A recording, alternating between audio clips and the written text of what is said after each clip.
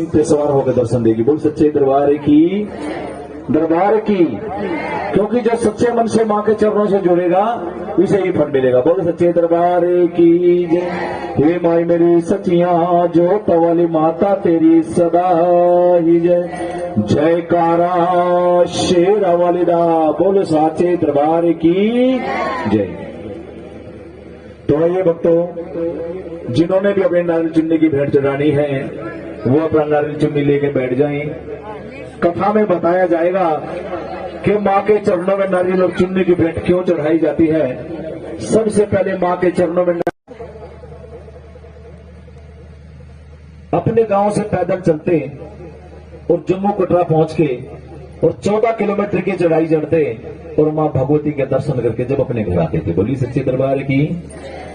और नंद बाबा चलते चलते बूढ़े हो जाते हैं। जैसे समय बीतता चला गया तो नंद बाबा मां से फरियाद लगाते हैं, जो नारियल लेके बैठ जाइए, फिर बाद में चढ़वाऊंगा, बैठ जाइए 2 मिनट के।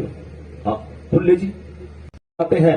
पहली कस्सी लगाते हैं तो उसमें केसर निकलता है, और दूसरी कस्सी लगाते हैं तो उसमें लौंग सुपारी की बेल निकलती है, और तीसरी कस्सी लगाते हैं तो सोने की प्यारी सी मूर्त निकलती है। बोल सच्चे दरबार की जय।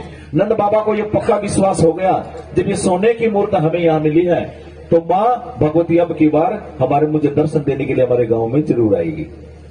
और अपने गांव घर चले आते हैं। आकर अपनी बहन से कहने लगा कि बहन चौकी तैयार कर, पर यह बात तो किसी को नहीं बताना कि अब की बार मां भगवती हमारे घर दर्शन देने के लिए आएंगे। और हम जंगल में गए थे, हमें ये सोने की मूर्त तो किसी को नहीं बताना। कहने लगे ठीक है भैया, मैं ये बात किसी को नहीं बताऊंगी।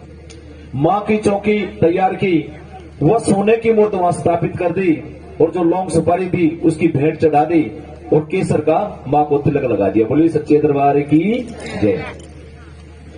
और वो उसकी बात वो बताता, जब एक लेडीज को कोई बात पता लग जाए, जब तक वह किसी को नहीं बता लेती उसके पेट में वो हजम नहीं होती है जी।